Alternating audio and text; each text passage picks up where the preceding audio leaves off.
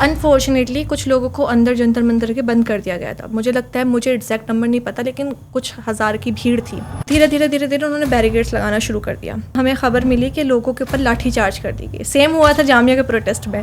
क्या कभी आपकी लाइफ में ऐसा मौका आया कि जब आपको ऐसा लगा हो कि आपको शायद आपकी रिलीजियस आइडेंटिटी को या फिर आपकी वैल्यूज़ को कॉम्प्रोमाइज़ करना पड़ेगा अगर आपको कुछ XYZ काम करना है? जो मैं हिजाब पहनती हूँ, तो इसका मकसद ये है कि मेरी आइडेंटिटी है, मैं PhD भी कर रही हूँ, मैं हिजाब पहन रही हूँ, मेरे जहन पे कपड़ा नहीं लपेटा किसी ने और मैं अपना काम कर रही हूँ। सबा, आप बायोटेक में PhD कर रही हैं, उसके साथ साथ आप उर्दू शायरी का, पोइट्री का भी बहुत शौक़ रखती हैं और वो भी आप करती हैं। तो आपको कैसे इन दोनों में ही इंटरेस्ट कैसे डेवलप हुआ आपका? जैसे मैं इकबाल साहब को बहुत पढ़ती हूँ, मेरे ख्याल से आपने भी उनको पढ़ा होगा। He is one of my favourite. Exactly. तो आप उनकी पोइट्री पढ़िए, आप बात क्या कह रहे हैं, उसकी गहराई क्या है, आप किन किन मुद्दों को आप उसमें इस्तेमाल कर रहे हैं। मुझे ऐसा लगता है शायरी के अंदर आप साइंस में एटम तक का भी जिक्र कर सकते हैं, आप साइंस का जिक्र कर सकते हैं, आप फ़िलासफ़ी का जो भी चीज़ें आप सीख रहे हैं अपनी दुनिया में, अपने एक्सपीरियंस से, वो सब चीज़ें आप इस्तेमाल कर सकते हैं। तो shayari is not about literature, बस शेर पढ़ लिया, it is about whole world. अस्सलामु अलैकुम वरहमतुल्लाहि वबरकातुहू। आज का ये पॉडकास्ट बहुत इंपॉर्टेंट है क्योंकि आज जो हमारे साथ पर्सनालिटी है वो बहुत डायनामिक जेन ज़ी पर्सनालिटी है हमारे साथ। ये बायोटेक में PhD कर रही हैं, उसके साथ साथ शायरी की दुनिया से भी इनका बहुत गहरा ताल्लुक़ है। She is very dynamic personality. वो ना सिर्फ PhD कर रही हैं, ना ही सिर्फ शायरी के स्टेजेस पर अपने आप को प्रेजेंट करती हैं कॉन्फिडेंटली, बल्कि जब ज़रूरत पड़ती है तो वो मैदान में भी उतर आती हैं। She is a poets, content creator, the founder of the stellars club. Please welcome our today's guest Saba Pasha. Welcome to our podcast voices of purpose. Saba, कैसी हैं आप? बहुत शुक्रिया। सबसे पहले तो आपने मेरा काफ़ी अच्छा इंट्रोडक्शन कराया। मुझे ऐसा लगता है कि ज़्यादा मोहब्बत मुझे मिल गई है अभी, और बहुत शुक्रिया कि आपने मुझे यहाँ पर बुलाया। और मैं अल्हम्दुलिल्लाह बिल्कुल ठीक हूँ। आप कैसी हैं? जज़ाकल्लाह, आई एम गुड अल्हम्दुलिल्लाह। I am excited for this podcast. Saba, आप सोशल मीडिया पर you are a very active content creator. तो सोशल मीडिया पर जब हम अक्सर आपको देखते हैं तो सोशल मीडिया किसी भी इंसान की पूरी ज़िंदगी के बारे में नहीं बताता है। तो ऐसी कौन सी चीज़ है, ऐसी कौन सी 3 चीज़ें हैं जो कि लोगों को आपके बारे में पता होना चाहिए लेकिन शायद सोशल मीडिया वो पूरी तरीके से नहीं बता सकता? कौन सी ऐसी चीज़ें हैं जो शायद इंस्टाग्राम से देखकर पता ना चले सबा पाशा के बारे में? Tell us about that. Okay, तो अच्छा सवाल है। मुझे ऐसा लगता है कि सोशल मीडिया पे हम अपनी वो पर्सनालिटी दिखाते हैं जो हम खुद पसंद करते हैं और हमें लगता है कि लोग पसंद करेंगे, लेकिन बिहाइंड डैट मुझे ऐसा लगता है कि हर इंसान कहीं ना कहीं एक नाजुक इंसान है, एक इनोसेंट पर्सन है। उसकी ज़िंदगी में परेशानियां भी होती हैं, उसको स्ट्रगल भी करना होता है। तो मैं अपनी अगर पर्सनली बताऊं कि मैं कैसी इंसान हूं, तो मैं बहुत ज़्यादा नाजुक दिल की इंसान हूं कि मैं एक बिल्ली के बच्चे को भी नहीं मारना चाहूँगी, और एक चीटा भी अगर मेरे कदम के पास से गुजर जाए तो मैं वहाँ पे रुक जाऊँगी कि पहले वो गुजर जाए। तो और दूसरी चीज़ ये है कि मैं बहुत ओवर थिंकर हूँ। अभी तो फ़िलहाल कुछ वक्त से ऐसा हो रहा है कि एज के साथ साथ मैं ज़्यादा सोचने लगती हूँ। तो मुझे ऐसा लगता है कि कुछ भी चीज़ें सोशल मीडिया पर गलत होती हैं, या मुझे एक तरह से कह सकते हैं ट्रोल किया जाता है, किसी चीज़ के लिए गलत कहते हैं लोग, क्योंकि लोगों का काम है कहना। तो मुझे काफ़ी बुरा लगता है और दिल पे लग जाती है। लेकिन जो पर्सोना मेरा सोशल मीडिया पे है वो ये है कि सबा इज़ अ स्ट्रॉन्ग पर्सन, और वो किसी से डरती नहीं है। Of course I am a strong person, लेकिन कहीं ना कहीं मैं एक बहुत नाजुक दिल इंसान हूँ जो फैमिली से बहुत कनेक्टेड है, अपनी फैमिली को बहुत प्रायोरिटी पे रखती हूँ। तो ऐसा है कि मैं, हाँ, पढ़ाई वगैरह में भी ठीक है। तो ये ऐसी इंसान है सबा। सबा, आप बायोटेक में PhD कर रही हैं, उसके साथ साथ आप उर्दू शायरी का, पोइट्री का भी बहुत शौक़ रखती हैं और वो भी आप करती हैं। आपको काफ़ी सारे अलग अलग प्लेटफॉर्म्स पर देखा जाता है उर्दू पोइट्री के। तो लोगों का ऐसा मानना है कि साइंस और पोइट्री ये कैसे एक साथ आ गए? लोगों को ऐसा लगता है कि पोइट्री जो उर्दू शायरी है ये एक बहुत अलग फील्ड है, हाँ। और साइंस बायोटेक्नोलॉजी ये एक field बहुत डिफरेंट फील्ड है। तो आपको कैसे इन दोनों में ही इंटरेस्ट कैसे डेवलप हुआ आपका? मेरे लिए इसके 2 नज़रिए हैं। पहला नज़रिया ये है कि हम बाहर से देख लें, बहुत एक शैलो थिंकिंग रखते हैं कि बायोटेक एंड पोइट्री अलग अलग फील्ड्स हैं। लेकिन जो दूसरा नज़रिया है, जैसे मैं इकबाल साहब को बहुत पढ़ती हूँ, मेरे ख्याल से आपने भी उनको पढ़ा होगा। he is one of my favorites. Exactly तो आप उनकी पोइट्री पढ़िए और आप शायरी में ना कोई बड़े शायर की पोइट्री उठा के देख लीजिए। लिटरेचर है, ठीक है, लिटरेचर है बात को ज़ाहिर करने तक कि आप कौन से अल्फाज का इंतखाब करते हैं वहाँ पर इस्तेमाल करने के लिए, वो चीज़ें लिटरेचर तक महदूद रहेंगी। आप वो लिटरेचर में सीखेंगे, चीज़ों को अपनी तरीके से रखेंगे, लेकिन आप बात क्या कह रहे हैं, उसकी गहराई क्या है, आप किन किन मुद्दों को आप उसमें इस्तेमाल कर रहे हैं। मुझे ऐसा लगता है शायरी के अंदर आप साइंस में एटम तक का भी जिक्र कर सकते हैं, आप साइंस का जिक्र कर सकते हैं, आप फ़िलासफ़ी का जो भी चीज़ें आप सीख रहे हैं अपनी अपनी दुनिया में अपने एक्सपीरियंस से, वो सब चीज़ें आप इस्तेमाल कर सकते हैं। तो shayari is not about literature, बस शेर पढ़ लिया, it is about whole world. जो भी चीज़ें हैं, आप शायरी ले लीजिए, आप बायो, फिज़िक्स, केमिस्ट्री, सब चीज़ें ले लीजिए। मुझे ऐसा लगता है हर चीज़ डाल दो। एक फ़िलासफ़र होता है शायर, उसे बहुत तरह की नॉलेज होती है। और मुझे एज़ अ पोइटस में ये चीज़ कहना चाहूँगी कि मुझे ऐसा लगता है दुनिया में जितनी भी किताबें छपी हैं ना, या जितनी भी नॉलेज मैं गेन कर सकती हूँ, मैं सारी नॉलेज गेन कर कर शायरी करना चाहूँगी। तो मैं जब कोई अशार कहूँगी तो वो असल मायने में वो चीज़ होगी जो लोग सुने। अभी जो मैं शायरी करती हूँ वो तो बस ऐसे बचपना है कि ठीक है आप बहर सीखिए, आप शायरी आप ट्राई कर रहे हैं। और एक और चीज़ कहना चाहूँगी, जैसे इकबाल साहब थे शायर, तो वो बहुत बड़े थे, आपने देखा है कि कहाँ पे उनका मुकाम है, और वो पेशे से वकील थे। तो ऐसा नहीं है कि वो वकालत कर रहे थे तो वो शायरी नहीं कर सकते। परवीन शाकिर साहिबा जो अभी उर्दू अदब की सबसे बड़ी शायरा मानी जाती हैं, वो पेशे से एक सिविल सर्विसेज में थी, आई थिंक वो कुछ ऑफिसर थी, और उन्होंने इंग्लिश लिटरेचर से पढ़ाई की थी और वो शायरी भी कर रही थी। तो कोई ऐसा नहीं है कि आपको एक हद में रहना है, आपको सब चीज़ें सीखनी चाहिए, उसको लोगों तक पहुँचाने का ज़रिया शायरी है। कि जैसे कि हम लोग साइंस में अक्सर देखते हैं कि बहुत छोटी छोटी सी चीज़ों पर को हम जूम इन करके देखते हैं, माइक्रोस्कोपिक लेंस से देखते हैं। तो इसी तरीके से जो एक शायरी की दुनिया है, जो हमारे शेर होते हैं, उनमें भी शायद वो होते तो 2 लाइन के हैं, लेकिन अगर हम उनको जूम इन करें, उनको एक माइक्रोस्कोपिक लेंस से देखें, तो शायद उनके अंदर कई सफ़हात की तशरीह छुपी होती है। बहुत सारे शेर ऐसे हैं, 2 मिसरे हैं, एक शेर 2 मिसरे, तो उसकी जो तशरीह की गई है वो बहुत ज़्यादा लंबी तशरीह की गई है, और उसके अंदर इतनी ज़्यादा गहराई, उसके बावजूद कुछ शोरा ने ऐसे बोला कि कम है। ठीक है।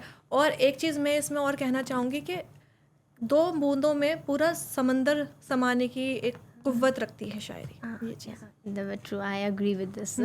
आजकल के तो अशार काफ़ी आसान होते हैं, समझ में आते हैं, लेकिन जैसे अल्लामा मोहम्मद इकबाल साहब जो शायरी करते थे, उनकी शायरी का जो रूमी रहमतुल्लाह अलैह जो शेर लिखते थे, तो उनकी शायरी की जो गहराई होती है वो उसको हम कह सकते हैं कि जैसे 2 बूंदों में वो पूरा समंदर, वाकई सच बात, पूरा समंदर नाप देते थे। एग्जैक्टली।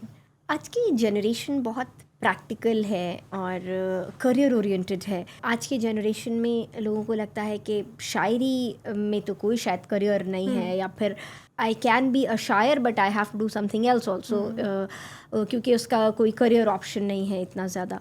तो आपका क्या कहना है इसमें? आप what is your point of view? मेरा पॉइंट ऑफ व्यू ये है इसके अंदर, देखिए करियर ऑप्शन बनाने के लिए शायरी करना वो एक काम हो जाएगा, like you have to do it. और शायरी ज़बरदस्ती पैदा नहीं करा सकते आप। आमद की शायरी जो होती है, मुझे लगता है वही एक अच्छी शायरी होती है, अल्लाह ताला जो नवाजता है इंसान को। तो आप अपना काम कीजिए, किसने मना किया है? क्योंकि शायरी एक ऐसा फील्ड है जिसमें आपको अपने एक्सपीरियंसेस शेयर करने हैं। आपको अगर कमाई भी करनी है तो एक्स्ट्रा कमाई हो जाएगी। मुझे लगता है कि इंसान को पैसा बनाने की मशीन नहीं होना चाहिए, इंसान को खुश रहना चाहिए, प्रोस्पेरिटी इम्पॉर्टेंट है।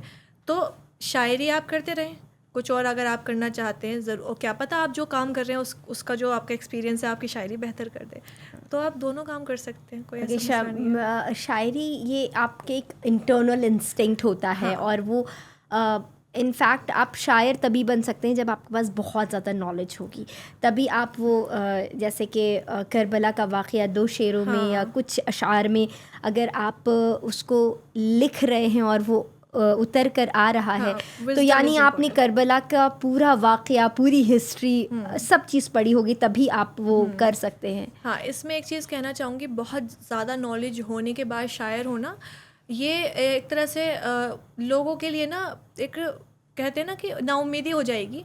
मैं इसमें ये कहना चाहूँगी कि आप शायर बनिए, कोशिश कीजिए, आप अपने एक्सपीरियंसेस शेयर कीजिए, लेकिन जब आप शायरी कर रहे हो तो आप नॉलेज गेन करने की कोशिश कीजिए ताकि आप एक अच्छे शायर बन पाएँ। पहले आप बहुत नॉलेज गेन करें फिर शायरी करें तो वो लंबा अरसा हो जाएगा। तो आप करते रहिए, क्या फ़र्क पड़ता है, इम्प्रूवमेंट करते हैं इंसान।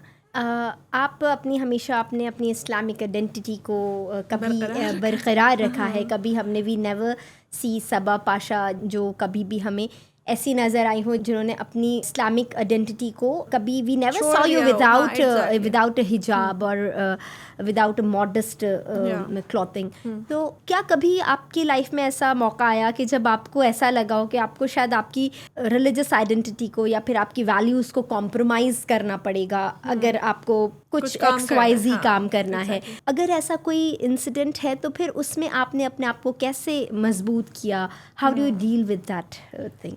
सबसे पहली चीज़ तो जो मैं हिजाब पहनती हूँ तो इसका मकसद ये है कि मेरी आइडेंटिटी है। मैं लोग समझते हैं कि ये एक ऐसी चीज़ है कि लड़कियों को पीछे ढकेलती है, लेकिन मैं कोशिश करती हूँ कि मैं इसके साथ इतनी आगे जाऊँ कि ये टैबू, ये मिथ टूट जाए कि मैं PhD भी कर रही हूँ, मैं हिजाब पहन रही हूँ, मेरे जहन पे कपड़ा नहीं लपेटा किसी ने और मैं अपना काम कर रही हूँ।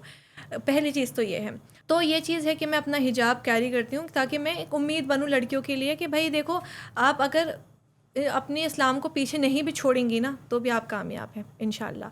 हाँ, ऐसी चीज़ें होती हैं कि बाज़ दफ़ा ऐसा होता है कि लोग अपॉर्चुनिटी देते हैं कि भाई आप इसमें काम कर लीजिए, आपको हिजाब नहीं पहनना पड़ेगा। लेकिन मुझे ऐसा लगता है कि अगर मैंने पहन लिया है और अपनी मर्ज़ी से पहना है तो अल्लाह ताला को अगर मुझे कहीं से कोई रोज़ी देनी होगी, कोई पैसा देना होगा, कोई शोहरत या इज़्ज़त देनी होगी तो किसी भी रास्ते से आएगी। मुझे हिजाब उतारने की उसके लिए बिल्कुल ज़रूरत नहीं है। अगर आपको कभी चूज़ करना हो वायरल होना या फिर वैल्यूबल होना तो आप किसको चूज़ करेंगी और क्यों, वाई? अच्छा सवाल है। इसका जवाब बहुत ही आसान अल्फाज में कहना चाहूँगी। मैंने अपनी ज़िंदगी में जब से इंस्टाग्राम यूज़ करना शुरू किया है, बहुत पहले वक्त से, लाइक 5-6 साल से इस्तेमाल करना शुरू किया है। उस वक्त थोड़ा सा मेरा पेज उठा था तो लोगों ने कहा था, मेरे एक जाने वाले, कि TEDx पर हमारा जामिया में एक शो हो रहा है, उसमें आना चाहेंगी। तो मेरा जवाब ये था कि मैं अभी इस लायक नहीं हूँ। तो आप समझ गई होंगी कि मैं क्या कहना चाहती हूँ कि अगर मैं वायरल हो भी जाती हूँ, सबसे पहले तो मैंने शुरू से ये चाहे कि मैं वायरल ना हूँ। मेरी जो जर्नी है ना वो मेहनत से, और उस मैं जिस भी मकाम पे पहुँचूँ कि मेहनत से पहुँचूँ। अगर मैं उस मकाम पे गिर भी जाती हूँ, बाय द वे मैं नहीं कामयाब हो पाती है, मैं किसी वजह से अपना काम भी बंद कर देती हूँ, तो मेरे अंदर इतनी काबिलियत हो कि मैं उस मकाम को दोबारा हासिल कर लूँ। वायरल हो गया, आप आज लोगों ने जान लिया, 10 दिन के लिए गायब हो गए, लोग पूछेंगे भी नहीं। तो मैं बस वायरल ही नहीं होना चाहती। कामयाबी अलग अलग ज़रियों से हो सकती है। आप मेहनत कीजिए, आप लोगों को इन्फ्लुएंस कीजिए, आप गेन कीजिए, नॉलेज को गेन कीजिए, विजडम को गेन कीजिए, ये इम्पॉर्टेंट है। आज की जो जनरेशन है ना वो ना कामयाब दिखना चाहती है। They want to be seen as a successful person, यानी कि they have to come out of a big car, you know, उनके पास बड़े ऑफिसेज हों। वो लोगों की 7 सेकंड की वीडियो देखकर वो उनको उन लोगों की ज़िंदगी समझ लेते हैं, जबकि आप 60 सेकंड में उनकी 20 साल की मेहनत नहीं देखते हैं। आपका जवाब आई रियली लाइक इट कि मैं बस वायरल ही नहीं होना चाहती। ये हमारे आज के यूथ के लिए एक मैसेज है कि 60 सेकंड्स की वीडियो देखकर, रील देखकर हम नहीं अपने जहन में सक्सेस का पैमाना तय कर सकते with big cars and offices and the clothes they wear, बल्कि हमें वैल्यू ऐड करने पे तवज्जो लगाना चाहिए। अगर आपके पास वैल्यू है तो आज नहीं तो कल success will definitely follow you. और क्यों इतना ज़्यादा डेस्परेट होना है किसी चीज़ को पाने के लिए? मुझे ऐसा लगता है कि आपको हमेशा चीज़ों को ना बहुत एकदम नहीं चाहना चाहिए कि ये भी मिल जाए, वो भी मिल जाए। खूबसूरती और मज़ा ही उस चीज़ में जब आप मेहनत करते हैं कि एक चीज़ आपको मिलती है, कि एक सीढ़ी आप चढ़ते हैं, तो हर चीज़ का आप एक्सपीरियंस करते हैं। मैं तो अक्सर रास्तों में भी चलती हूँ तो कभी भी सोती नहीं कि मंजिल जो है ना मैं एकदम ना मिल जाए मुझे, मैं रास्तों का मज़ा ले लूँ, ये चीज़ है मेरे अंदर। अभी रिसेंटली हमने आपको जंतर मंतर के प्रोटेस्ट में देखा। हम्म। इन फ्यू लाइंस आप आपका एक्सपीरियंस बताएं तो आप what you want to say about that protest. सबसे पहली बात, जंतर मंतर का जो प्रोटेस्ट हो रहा है वो आज से 40 दिन पहले से हो रहा है। कल ही रिज़ाइन किया है हमारे जो एजुकेशन मिनिस्टर थे। अब मसला ये है कि मैं सबा पाशा हूँ, मैं एक मुस्लिम वुमन हूँ। मैंने चाहा था कि जहाँ पे, जैसे मैं हमेशा सोचती हूँ जहाँ पे नेहा है आज, वो भूख हड़ताल पे बैठी, बहुत अच्छी मुझे उनकी पर्सनालिटी लगी, बहुत अच्छा बोलती हैं। मैं भी चाहती हूँ कि मैं उस लेवल पर काम करूँ, लेकिन अगर मैं वहाँ पर होती तो मुझे लगता है कि वहाँ तक, यहाँ तक वक्त भी नहीं होता, मैं जेल में होती।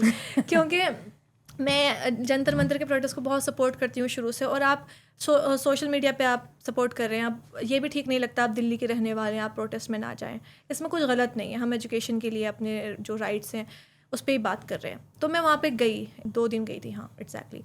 तो जो 20 तारीख का बुलावा था उससे पहले हम लोग गए 19 तारीख को। तो वहाँ पे हमने जाकर देखा कि प्रोटेस्ट बहुत पीसफुल था, लोग सब बहुत पढ़े लिखे थे, ऐसा नहीं है कि वो लोग कहीं से भी उठकर आ गए, उनको कुछ पता नहीं है।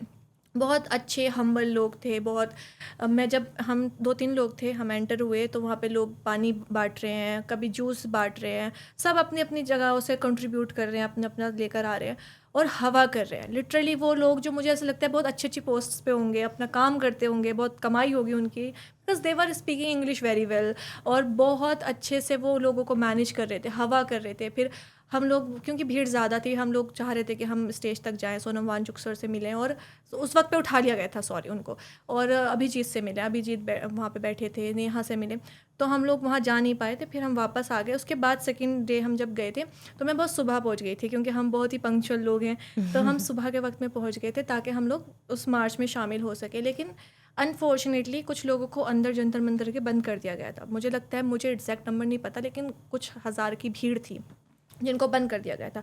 कुछ हज़ार की भीड़ बाहर की तरफ थी जो नारे लग रहे थे। फिर अब हम लोग वहाँ पे पहुँचते तो बहुत नॉर्मल था, सब कुछ बहुत अच्छा था, पुलिस वाले थे, बहुत अच्छे से लोगों को मतलब प्रोटेक्ट कर रखा था जिन्होंने मारा था। तो उसके बाद मैं वहाँ पर कुछ लोगों से कह रही हूँ कि अभी हम खुले हुए हैं ना, वो लोग बंद है, तो ज़रूरी नहीं है ना कि आप उनको लीडर मान के, क्योंकि एवरीवन इज़ लीडर हियर, ठीक है। अगर आप विजडम रखते हैं तो आप जाके थोड़ा थोड़ा मार्च करना शुरू करें। अब पता नहीं वो मेरा आइडिया ठीक था या गलत था, बाकी बाहर आगे भी पुलिस होगी ऑफ कोर्स। तो धीरे धीरे धीरे धीरे उन्होंने बैरिकेड्स लगाना शुरू कर दिया, ठीक है। अब वो जो है ना, जब लग गई तो मुझे अब लगा कि अब ये लाठी वाठी चार्ज करेंगे। अब क्योंकि हम लोग सुबह के आए हुए थे और 12 बजने से पहले 11:30 बजे हम बहुत एग्जॉस्ट हो गए थे। हमें लगा कि अब नहीं होगा, लोग वहाँ पे, क्योंकि अब सेशन ख़त्म हो गया है। हमारा यही अंदाज़ा था कि जो पार्लियामेंट में सेशन चला है वो ख़त्म हो गया, नेता वेता अपने घर चले जाएंगे और इन लोगों को शाम तक खोलेंगे। अब यहाँ पे कोई भीड़ है वो सुनी नहीं रही, नहीं जा रही। तो फिर हम लोग, क्योंकि वहाँ से बहुत दूर से मंडी हाउस से पैदल चल कर आए थे, मैं बहुत थक गई थी, मेरे फ्रेंड्स बहुत थक गए थे, तो हम लोग 2-2.5 घंटे रुके, फिर हम वापस आ गए। उसके जस्ट बाद हमें ख़बर मिली कि लोगों के ऊपर लाठी चार्ज कर दी गई। सेम हुआ था जामिया के प्रोटेस्ट में, जब बच्चों पे लाइब्रेरी में डंडे बरसाए गए थे, डंडों से मारा गया था। तो उससे 5-10 मिनट पहले मगरिब की अजान हुई, तो मैं लाइब्रेरी में अक्सर नमाज़ पढ़ा करती थी, मैं ग्रेजुएशन में थी उस वक्त। तो मैंने सोचा कि मैं नमाज़ पढ़ लेती हूँ, मगरिब की लाइब्रेरी में जाके जगह है साइड में। तो उस वक्त पे आंसू गैस के, जो टीयर गैस होती है, उसको छोड़ दिया गया था, और हमें जो कुछ बच्चे थे उन्होंने कहा नमक को चेहरे पे लगा लो, तो हम लोग थोड़ा बेटर फील कर रहे थे। फिर मेरी बहन ने कहा कि अब पे वहाँ पे से धुआं उठ रहा है, शायद कोई प्रॉब्लम हो रही है, हम लोग चल लेते हैं। तो मैं वहाँ से, हमने एस्केप कर दिया पीछे के रास्ते से। जैसे ही मैं पीछे के रास्ते से मेरी बहनें, मेरे फ्रेंड्स निकले, आगे से पुलिस आकर लाइब्रेरी में, बच्चे पढ़ रहे थे, लिटरली पढ़ रहे थे, और वो वीडियो मैंने अपने इंस्टाग्राम पे भी लगाई, और उनको डंडों से मारना शुरू कर दिया। मतलब पुलिस तो प्रोटेक्शन के लिए है ना, आप कुछ कर भी नहीं रहे, आपके हाथ में कुछ नहीं है, आप गाली तक नहीं बक रहे, आप मतलब एक होता है ना कि ज़बान से कुछ बोला है, बच्चा पढ़ रहा है, पीछे से आके डंडा मार आपको लगता है जामिया का प्रोटेस्ट जंतर मंतर के प्रोटेस्ट में कुछ अलग है? क्योंकि ऑफ कोर्स अलग है, पॉइंट ऑफ व्यू अलग है ना। हम लोग जो सोचते हैं, देखिए जानते सब हैं, मानता कोई नहीं है, डिस्क्रिमिनेशन है, ये चीज़ मुझे बिल्कुल डर नहीं लगेगा कहते हुए, क्योंकि सब जानते हैं, ठीक है, डर है, नफ़रत है सब लोग। अब पता है, मैं एक चीज़ इससे पहले कहना चाहूँगी प्रोटेस्ट वाली बात से, कि इतना डर और इतनी नफ़रत बैठ गई है ना लोगों के बीच में। ऐसा नहीं, मुस्लिम्स के लिए भी, मुस्लिम्स के लिए हिंदू मुस्लिम से नफ़रत करता है और मुस्लिम हिंदू से कर रहा है, समझ रहे हैं। और वैसे ही मुझे ऐसा लगता है कि जामिया का जब प्रोटेस्ट हुआ था, इस चीज़ को मैंने कहा भी था कि जब जंतर मंतर का प्रोटेस्ट हुआ, वही बच्चे, उसी एज के बच्चे वहाँ पर पिटे और उसी एज के बच्चे जामिया में पिटे थे। हालांकि हमने प्रोटेस्ट शुरू किया भी नहीं था ऐसा। मैं भी एक स्टूडेंट हूँ, मैं जामिया के प्रोटेस्ट में शुरू से आखिर तक ही रही थी ऑलमोस्ट, और मेरी उम्र 18 से 19 साल थी। दोनों जगह अलग अलग रिएक्शन सामने आया। अभी सेलिब्रिटीज़ भी बोले, बॉलीवुड अभी हाल ही में सामने आ गया निकल कर। मैं एक्सपेक्ट नहीं करती, मैं उनको सेलिब्रिटीज़ मानती ही नहीं हूँ, मैं तो एक्सपेक्ट नहीं कर रही उन लोगों से। लेकिन लोग एक्सपेक्ट करते हैं कि जो पावर में लोग हैं, जो नॉन फिगर्स हैं, वो बोलें। ठीक है, वो नहीं बोले। क्यों? क्योंकि कम्युनल मुद्दा था।